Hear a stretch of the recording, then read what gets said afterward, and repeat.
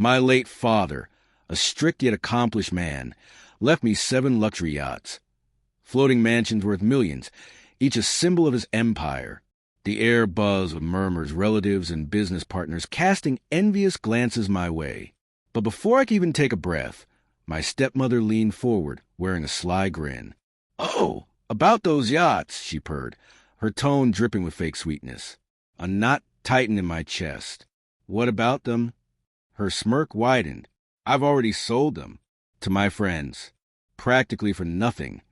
Her words hit me like a thunderclap. The lawyer's mouth fell open. "You did what?" "Yes," she said proudly, folding her arms. "You don't deserve them. My friends needed them more. It's done." A ripple of laughter escaped from her so-called friends in the back.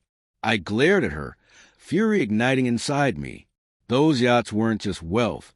They were my father's legacy. And she had stolen it. For a moment, I felt stripped of power. Then I remembered who my father was. He built his empire by thinking 3 moves ahead. And suddenly, it clicked.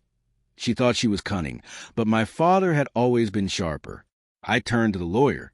Show her the second envelope. Adjusting his glasses, he pulled out a sealed letter and began reading. "In the event that my yachts are mishandled, sold, or transferred before my heir rightfully takes possession, all such transactions are null and void. The vessels remain under the trust authority, and any unauthorized sale will be considered theft." Gasps swept the room. My stepmother's grin dissolved, panic flashing across her face. "What? That's not possible," she shrieked. The lawyer kept reading, unshaken. "Furthermore, anyone attempting such fraud will face criminal charges, including you, Mrs. Dalton."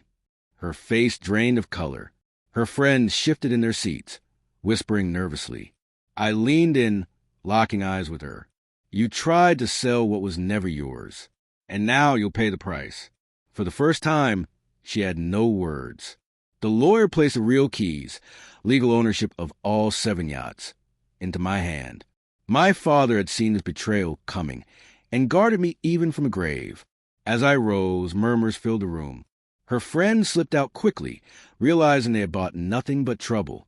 She, however, collapsed back into her chair, trembling. "You can't do this to me," she whispered. I bent close, my voice calm but cutting. "You did this to yourself."